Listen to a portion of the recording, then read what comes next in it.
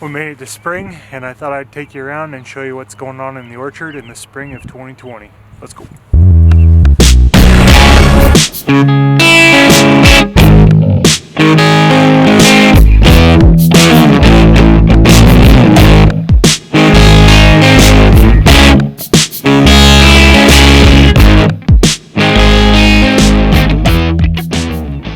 So this is spring year 3 in the Homestead Orchard, and you can see here things are really starting to come to life. This is a yellow transparent apple tree. It's getting to be a couple years old now. I've had one piece of fruit off of this. Last year I let one grow and it was pretty good, but I'm excited for days and days of applesauce to come off of that one.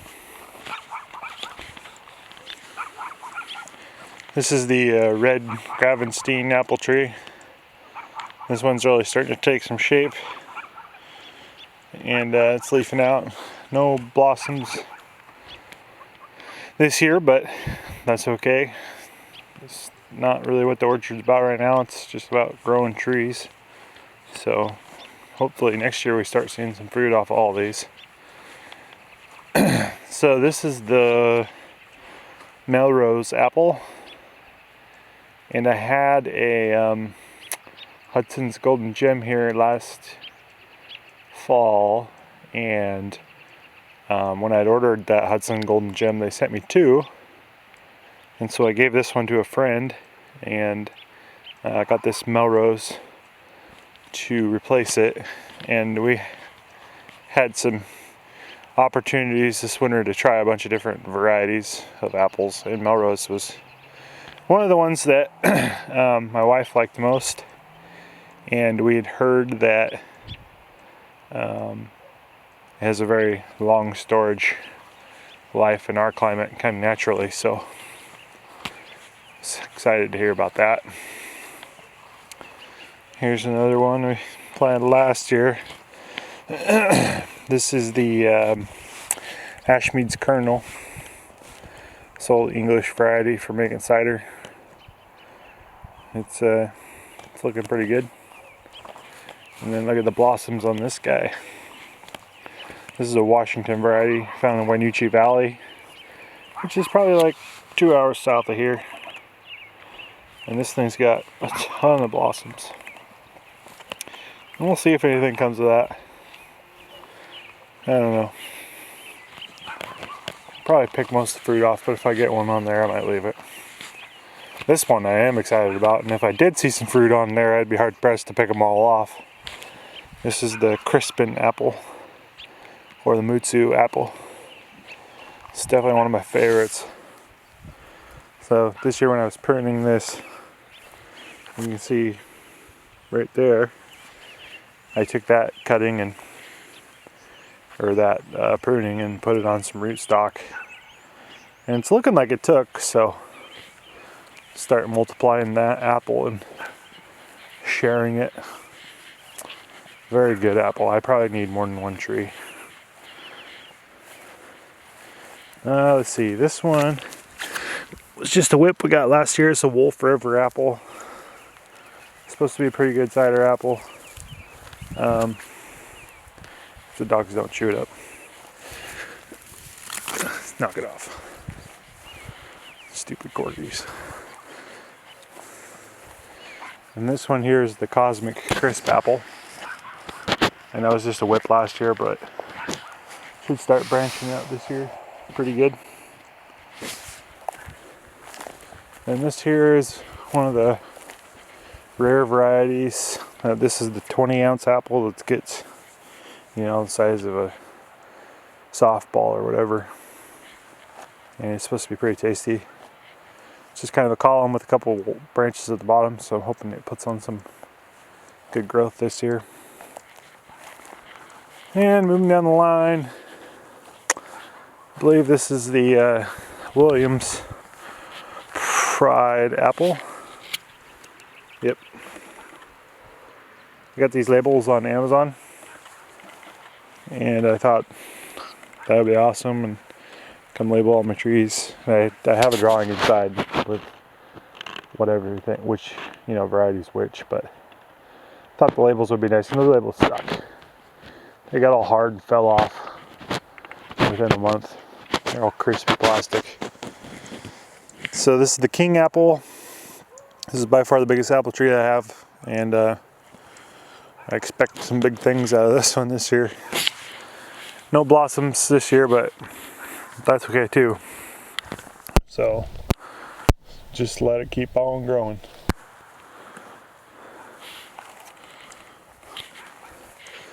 This one is a Gala apple, and it's doing all right. I prune these trees every year, so pretty hard. I'm happy with the amount of stem diameter they're starting to get, so I'm starting to branch out a little bit. This is a pink lady. This is one I'm still not so sure about, but we'll see.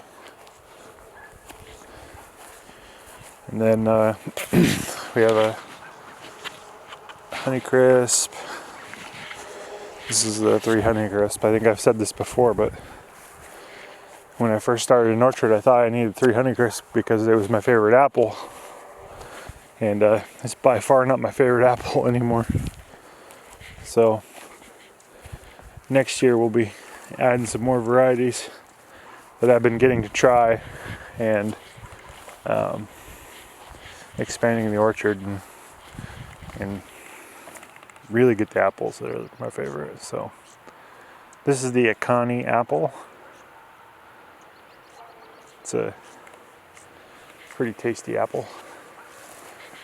I gotta try that one this fall. And then this one is a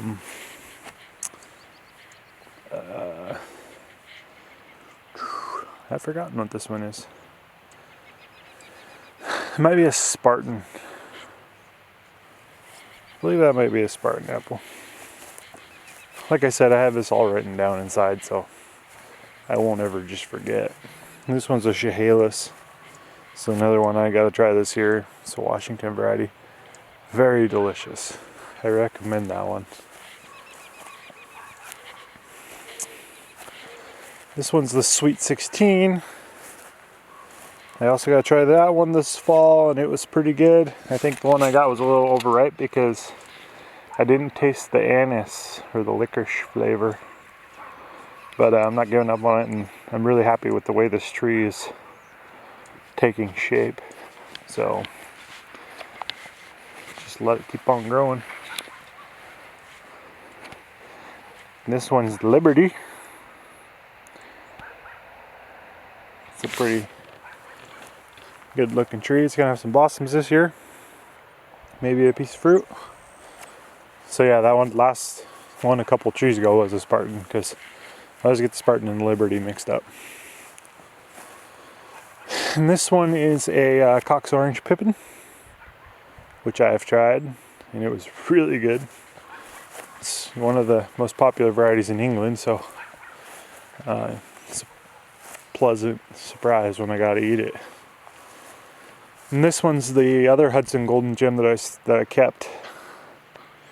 And this one is like a russeted brown apple, which should be really good to try. I'm excited. And then this one is the Holstein, and it's starting to get some blossoms, which is good. Very pretty. So hopefully it keeps on going. Moving on here to the Asian pear. So I have these 4 Asian pears, one there, one there, one there, and that one there. I have the Shinglo, the Yakuma, the Ninsiki, and the Shinseki. And all the trees last year produced some fruit. And man, it was delicious. And the best part about these Asian pears is it doesn't take very many pieces of fruit to pay off the trees, because they're so expensive at the store. So Very happy with those. Moving on into the pears. This one is the Moonglow pear. I don't know a ton about this one, but happy to have it here. This pear over here, I believe is a Bosque, but I don't remember for sure. This pear is one of my nicest pears. It's got some beautiful shape to it. It's the Orcas pear. And I have pruned and pruned and pruned this thing. Very prolific here. It's a Washington variety found on the Orcas Island. I'm very excited about that. Hopefully get some fruit going on.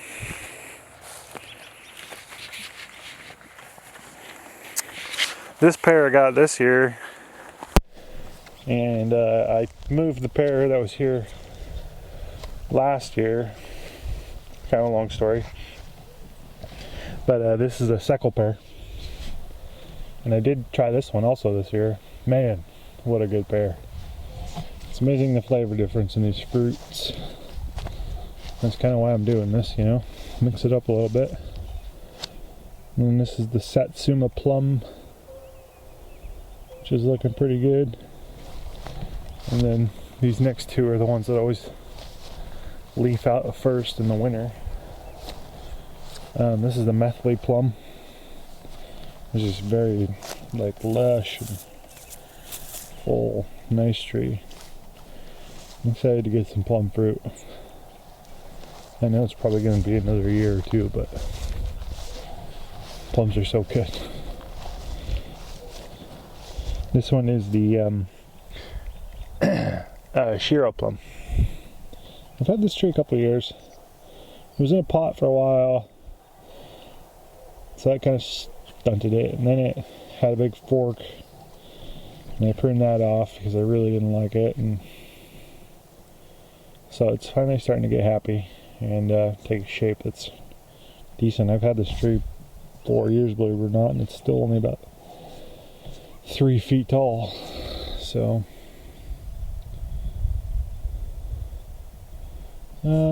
working this way. This is the Italian prune plum, which is kind of a funny shaped short little tree. I should look up to see what the rootstock is on this one, because it does not look like it's ever going to get more than about 5 feet tall. And then this is a Stanley plum, which was obliterated by the elk a few years ago, and it's starting to come back, so that's nice. And then this is the green gauge plum, which is an exciting one for me. Then I have two more. This is kind of my pearmain section. This one's got a nice blossom on it. So this is the golden pearmain, which is a trees of antiquity variety.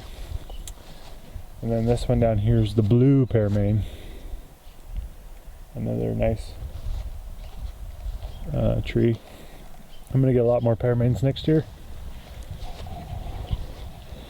And then this little guy is the Arkansas black apple. Just a whip, but he's coming along this year. And this little guy is just complete terror. He wasn't supposed to get sturdy. Where are you, Toby? And then this is the rescue pear, which is a tree that I moved where that Seckle pear is. And it's looking a little happier over here. So it's kind of the grand tour of the fruit orchard. So where does the orchard go from here? We have 42 fruit trees already planted. Well, why not add some more? You can see behind me a little bit. I'm adding space for another 72 fruit trees, which would, you know, bring our total up to around 114 or so. And, you know, I can always probably find space for a few more. So, you know, working on the fence right now. Probably start getting bare roots in next winter. So follow along, and we'll do some taste testing and some other fun stuff with the orchard. And I'll take you guys over to the fruit and vegetable garden one of these days. And yeah, just stick around and have a good time. Thanks. Bye. I also have a Claps red pear that I need to put in still. And I got that mulberry tree that I've been working on. It's funny, the first year I got the mulberry, it didn't take or ever leaf out. And then last year I got one and it finally leafed out. I was all happy. It had one fruit on it. And then I came up here one day, it looked pretty ripe. I was like, man, I gotta pick that. I came back at lunchtime, bird took it. I said, gosh darn it.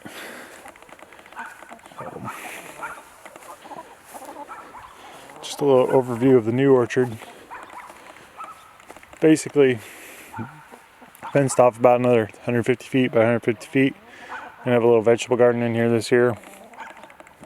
And then throwing the chickens in here right now, but next year I basically got a room for about 72, 74 more trees, and bring my total up to 114, 115, 120 trees. So I'm gonna plant some cherries along the back, and then obviously like 50 more varieties of apple and plum, pear, Asian pear, and a few other little surprises. So get this done, and then I start working on where I'm gonna put some nuts. I'm gonna get some nuts going also next year. So anyways, I hope you enjoyed the tour, and if you liked the video, hit the like button and subscribe to my channel. And me and Hank and Toby will keep on doing this. Alright, see ya.